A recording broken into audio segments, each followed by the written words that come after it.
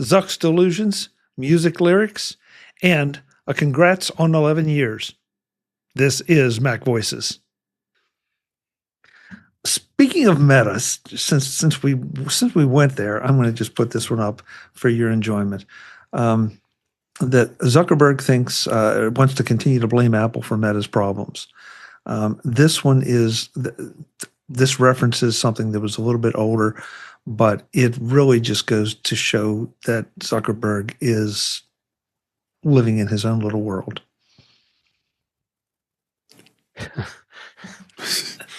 And just shake my head. Yeah, I mean, this is worth reading just for that. It's not a long one, but it just the way what he compares Facebook. He compares Facebook's posts and everything to messages inside Apple's Messages app, and says, well, Apple, they don't have to be researching this kind of thing. They don't have to be protecting people, and doesn't seem to see the difference between his platform and theirs. Kind of amazing. Okay, this is another one where I want everybody's opinion. Let's see. YouTube music lyrics now require a premium subscription, which translates to me to the question, would you pay extra money to have access to music lyrics? I pay extra money to have no commercials and very happy about it. Okay. That seems to have some YouTube's music is included with all of premium. Okay, so well then, okay, I'll rephrase the question then. Is there anybody that would pay, forget the ads part, would you pay for the lyrics? No, if I wouldn't do it just for that alone, no. Would anybody here? No. Okay. I'll just go to Apple Music and look for lyrics. Thank you. Here's another question. Did anybody here know YouTube had lyrics? Yes. Yeah. That's a fair question. Yeah, that's a very legit question. Legit. Sort of like if nobody knew that YouTube had lyrics, then their branding is not working very well to say it's something you get to pay for. Yeah. How do you show lyrics in YouTube? Yeah. I'm serious. Yeah, when you play the song, the lyrics come up. And if you use the iOS app, when you play the song, where? On the website, music.youtube.com. What's that? A lot of people listen to YouTube Music. I'm a YouTube Premium. It's included in your subscription. So, but I just, to your point, David, I got it to get rid of the ads, so I haven't really explored. No, that's fine. What does that do? Is it video or is it just audio there? Or audio. It's just audio. But so, sometimes there are some music videos included in your. I have Apple Music, so why? Is there some reason I would ever use it? Probably not. Well, I'm going to jump in on this because generationally, my kids and younger get their music from YouTube. They typically don't get it from Apple Music. So whether it has videos on YouTube that accompany it, or whether it's a still, or whether it is actually the lyrics that are scrolling by, whatever somebody has put the video together to represent, that's where a different generation and a different demographic goes to listen to music. Well, I watch a lot of music videos on YouTube. Sure. I don't use it the way I use Apple Music, Sure. I'm watching videos that happen to have music, but I don't know. I mean, somehow that's different. Before well, first of all, in the chat room, Webb said, "Great point, Jim." He didn't know either. So, Marty, can you elaborate a little bit on that? I mean, and I'm thinking in relation to the discussions we've had in the past about playlists. Do the kids put together a playlist of the videos or the audio files or whatever, and that's how they listen? Or do they click through and just find random things or pick somebody's collection of things? Well, there's an easy and short description to what they do. Yes. Chuck, to all of those. Okay. But it is a platform for people to listen, for maybe not us, but for other, folks of other generations uses as a platform for music. Not just musicyoutube.com. The video channels is where they find artists, videos in most cases, and they listen to the music that way. Or, stills with the music playing behind it. Oh, I've definitely found artists on YouTube videos. I just went to music.youtube.com for the first time, and it clearly knows about what I've been watching on regular YouTube. Yeah, I'm seeing that too. Yep. Eric, I was curious about you. Oh, I mean, if I didn't have Apple Music, then I would pay to see lyrics, because I have no idea what anybody is ever saying, and I always get the words wrong, and from one time to the other, frankly I can't remember I can't remember a song, so I need to see the text. So yes, I use Apple Music now, but if I wasn't, I'd be somebody who would pay for it. Although if you just get it by removing ads, I might just go with YouTube TV instead. I listen to quite a bit of music that doesn't even have any lyrics. Yeah. Then lyrics don't matter to you. Look at that, Jim. You're saving really money. don't. Yeah. You're saving money right there. Are those lyrics searchable? I don't think so. I don't know. That's Brian? what Google's for. I was going to say, Eric, for not knowing sometimes what a lyric might be, I found a website that has a bunch of things people think the lyrics might be for various popular songs. There's one in particular, it's pretty funny here, Queen, We Will Rock You. The lyric, kicking your can all over the place is the lyric, but some fans might be thinking the song is saying kicking your cat all over the place. Oh, gosh. Huh. All right, I'm adding that to the show notes. Brian, thank you very much. That's good. That's good.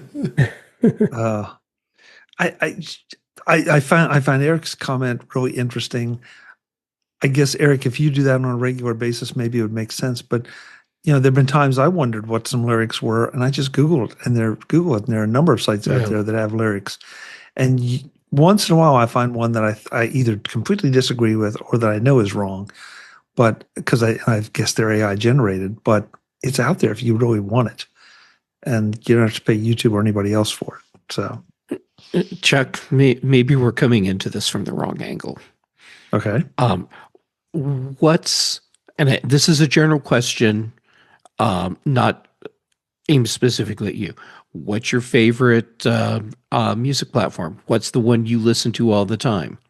What's your go-to? You're probably paying for that one.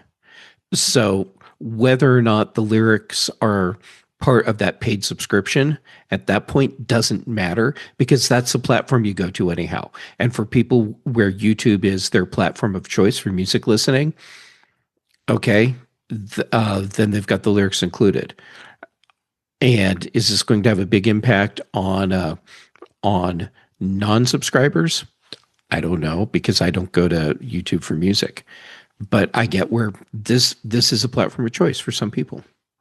Again, one of those interesting things I'd love to hear from people, because everybody, as evidenced by this crew, everybody uses some of these services maybe a little differently.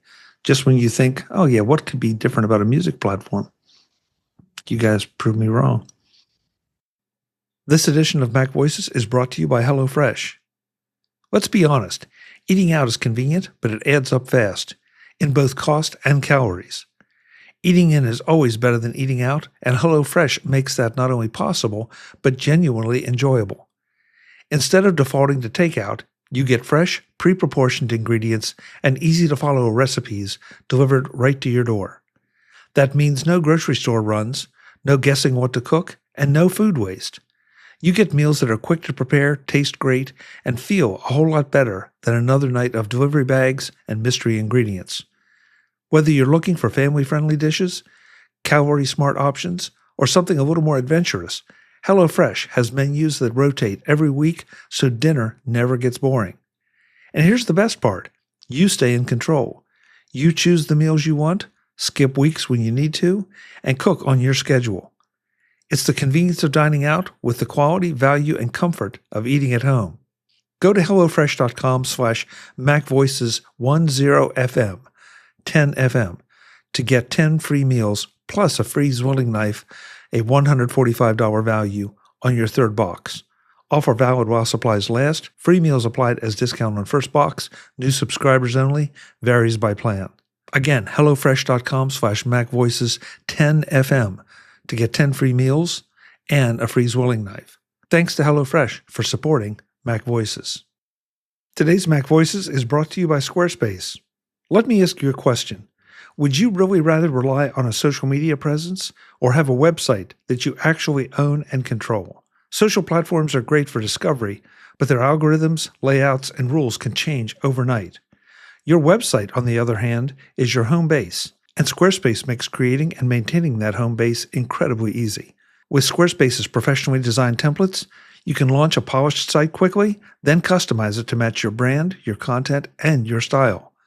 Updating pages, adding new posts, or refreshing your look is all done through simple visual tools. No coding, no complicated back-end, just point, click, and publish. And when you want to evolve your site, it evolves with you. Add new sections, integrate newsletters, embed video, or highlight your latest work, all without starting from scratch. You stay in control and your site stays current.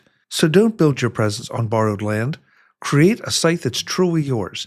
Visit squarespace.com for a free trial, and when you're ready to launch, go to squarespace.com/MacVoices and use the code MacVoices to save 10% off your first purchase of a website or domain.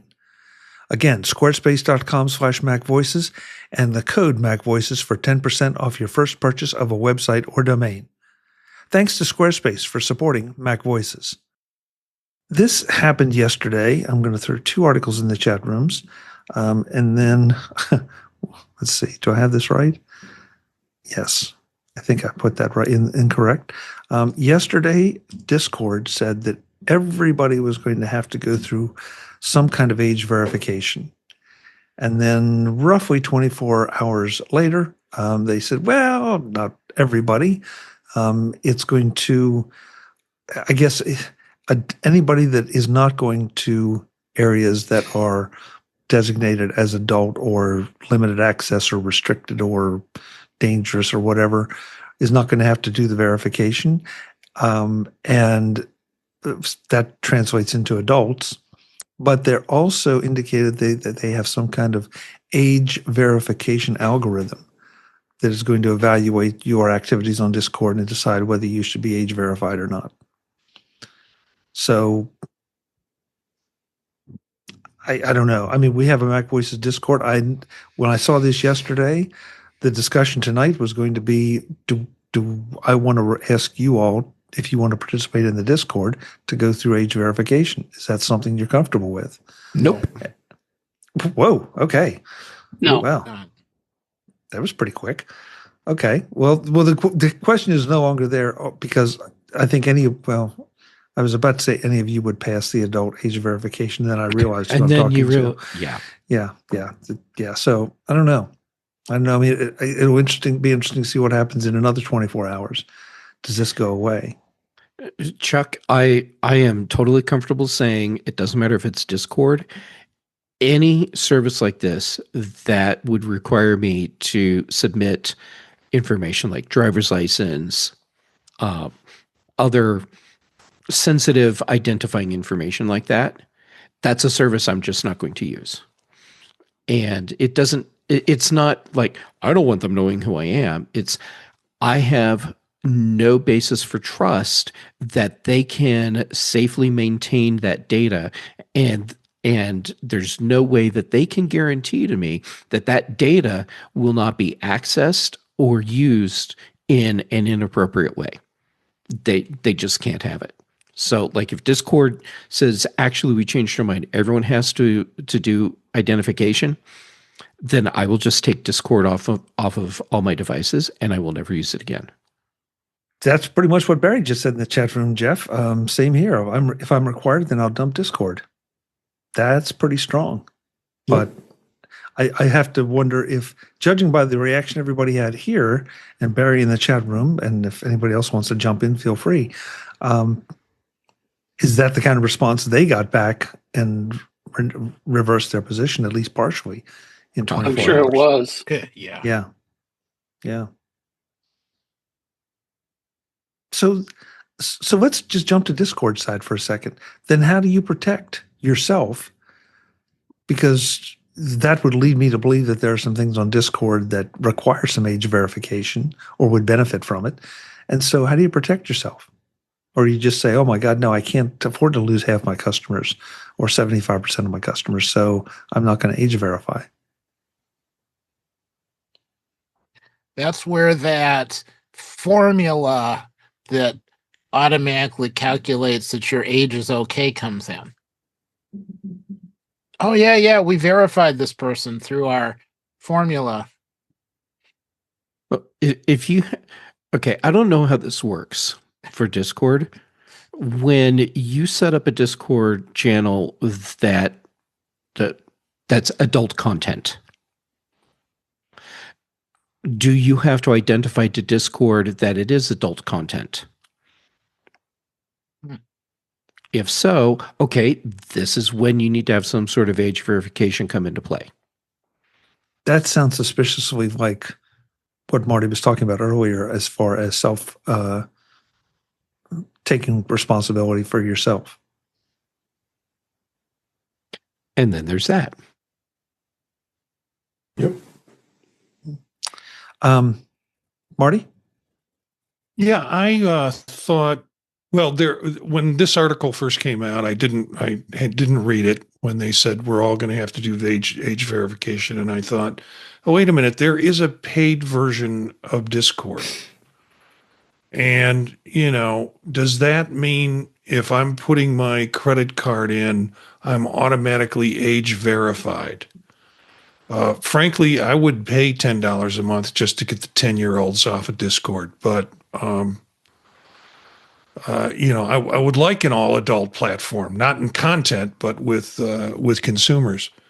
But that was the first thing I thought. I don't know. This sounds like we're seeing this in Ohio, where they tell me that if you go on to adult sites, you have to do age verification. And some states are putting in age verification regulations. Ohio's not the only one. So I wonder if their initial reaction was, we've got some adult content on here. We're gonna get caught up in this age verification stuff that's going state by state. And so this was an initial response that they got burned on. Brian? Yeah, I saw the new article that was posted about backtracking, and there's a person who had written a comment on that article I thought was kind of interesting, and it made me think. It mentions that it's the terminology of the use of the word teen.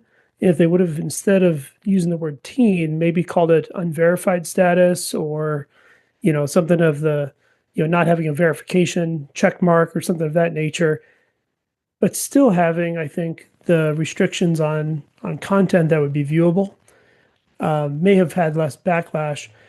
And it made me think about, if it would have been told in a different way, if it would have been said maybe, if you don't have the verification, you can't access this type of content or channels or, whatever's that are that are set to, that you had to be verified for, as opposed to putting everybody in a, like you have teenage privileges.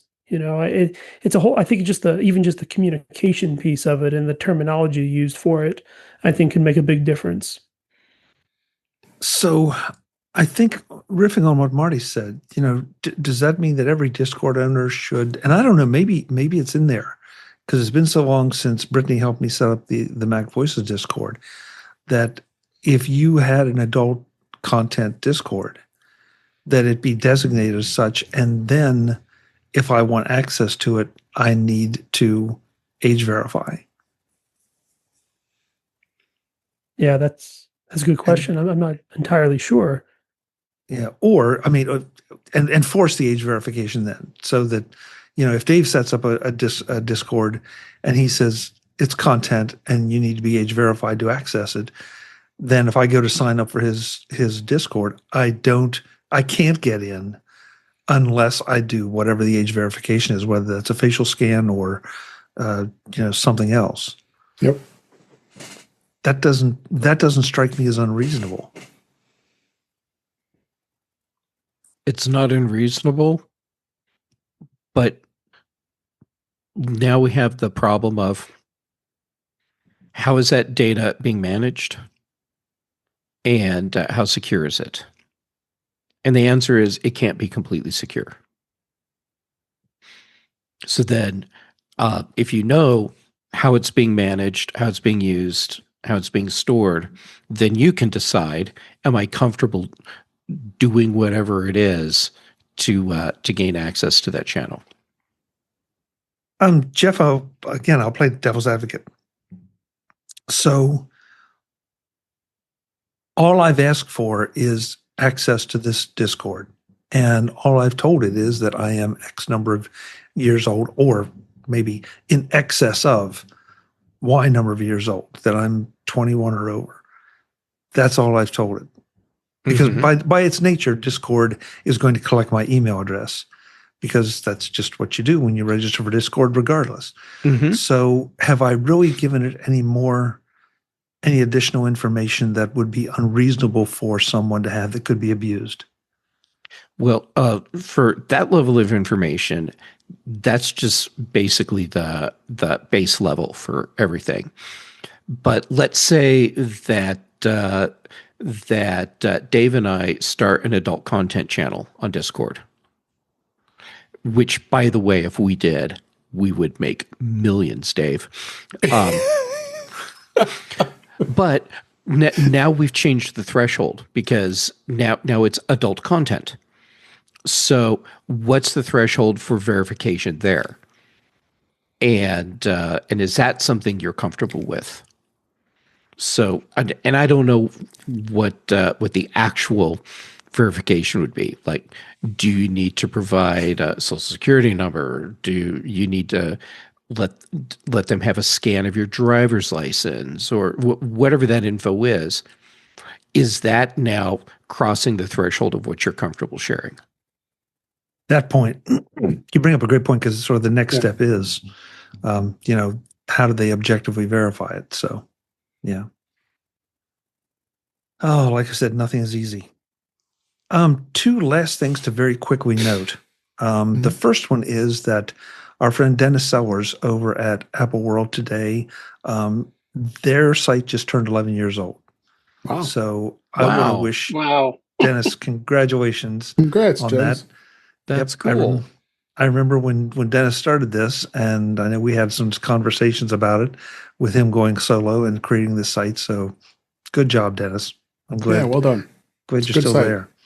Well, originally he had it was Steve. What's his name? There's another person. Oh, Steve Gandy. Steve. Gandy. No, Steve. No. Steve. What's it like? Oh my God, that's embarrassing. Steve Sandy. Steve Sandy. Sandy. Sorry. Yes. I know Yeah. Steve Sandy and Steve Gandy are both local to me. Oh, So- okay. Also, Yeah. apparently I'm old. I don't know. Yeah.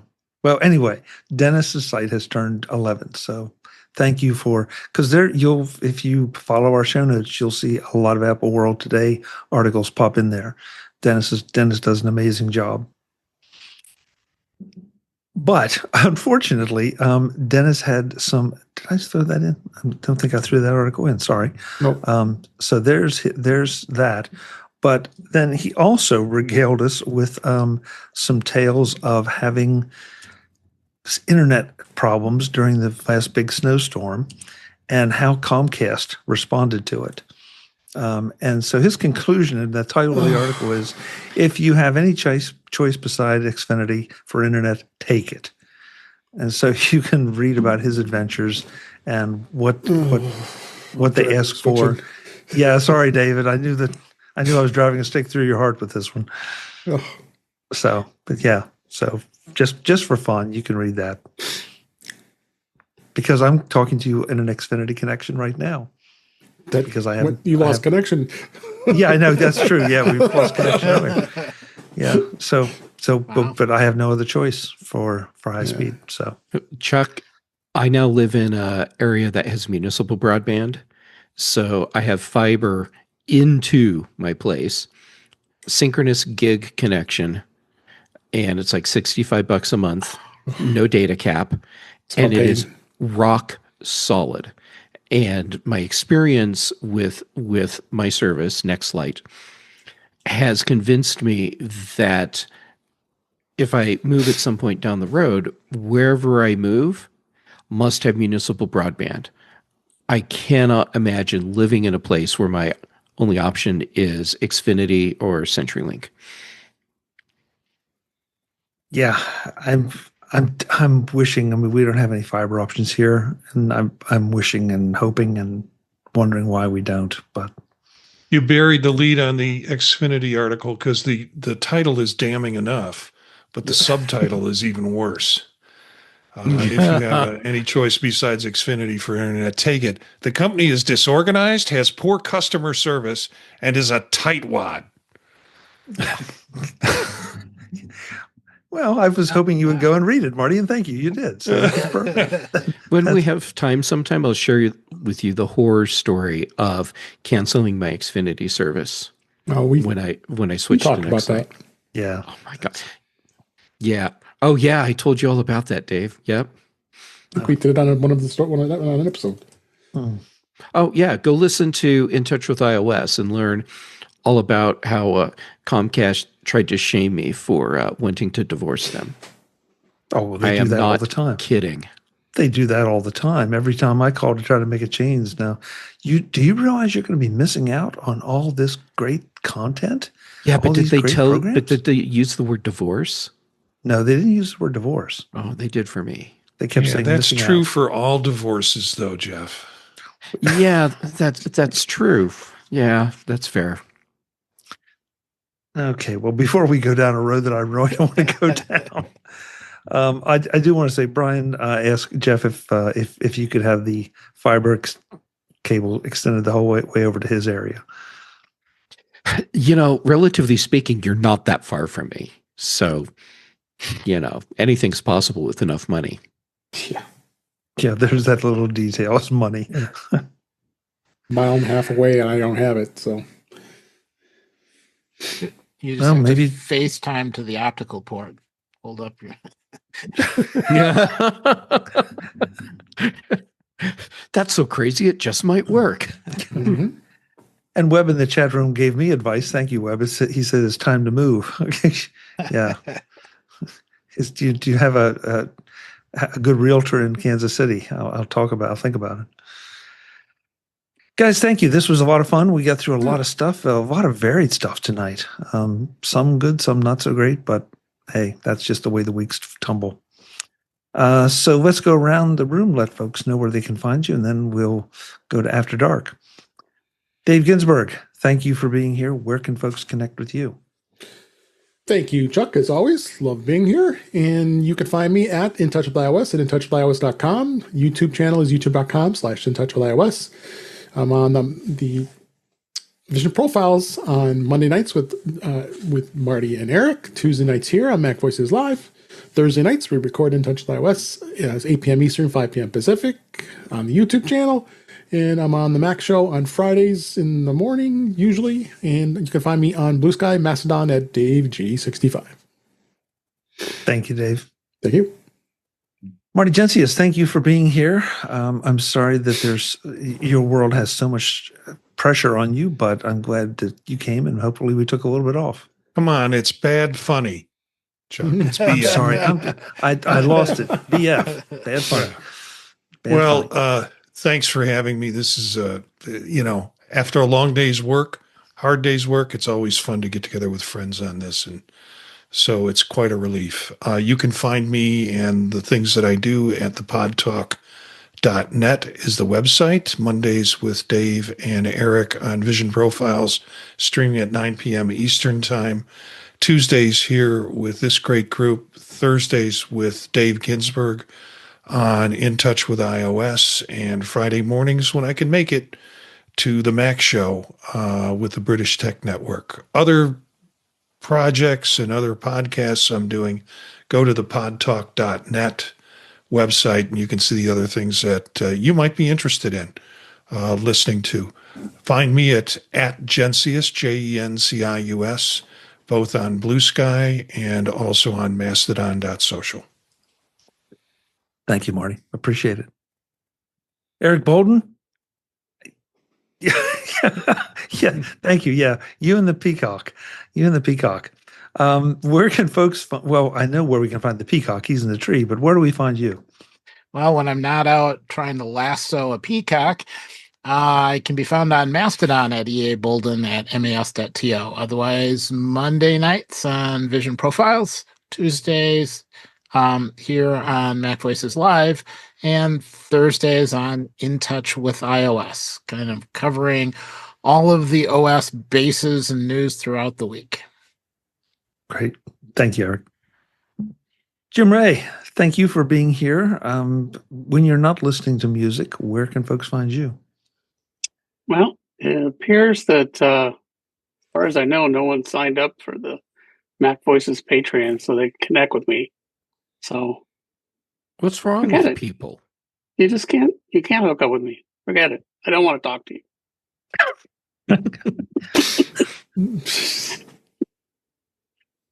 Okay. I got nothing. I don't know what to say to that. So I'm just going to move on and say, Jeff Gammon, thank you for being here. Where can folks connect with you? Well, when I'm not hanging out on the ProView.com website looking for Jim, you can find me on the social medias as Jay Gammett, and mostly though on Mastodon, PixelFed, and Blue Sky. And then for shows, here with you on Tuesdays for MacVoices Live, on Dave's In Touch with iOS on Thursdays, and then on the Big Show and the Mac Show on the British Tech Network. Also, Brian Chaffin and I, we do the Context Machine, and Patrice Brindamore and I do Retro Rewatch. Also, Brian, I'm giving you a shout out for Retro Rewatch because the fact that you put together a whole spreadsheet to rank how Patrice and I are rating each episode is just so cool. I love that. Labor of love. Thank you.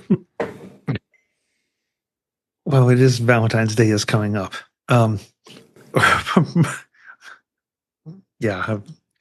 Flanagan Arthurs, thank you so much for being here. Where can folks find you? Best place to find me is most Tuesday evenings here. Otherwise, please feel free to connect with me on my website, brian8944.com. Great. Thanks so much. Folks, I'm Chuck Joyner. This is MacVoices Live. We do this Tuesday nights at 8 p.m. Eastern right here on YouTube at youtube.com/MacVoicesTV. Come and join us. The chat room was pretty active tonight. We had people coming and going, and I love that. I love it especially when they contribute to the discussions because they have different perspectives or things that maybe we didn't think about. Until the next time, and as always, thanks for watching. Visit MacVoices.com for show notes and to connect with Chuck on social media. Get involved in our Facebook group or like our Facebook page, and get more out of your Apple tech with MacVoices Magazine, free on Flipboard and on the web. And if you find value in it all, consider supporting us through either our Patreon campaign at patreon.com/MacVoices or by making a one-time donation via the PayPal link on our front page and in the show notes of each episode. You will join these fine people who help bring you MacVoices.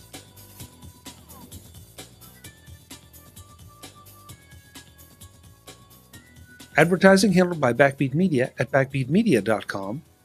Bandwidth provided by CacheFly at cachefly.com.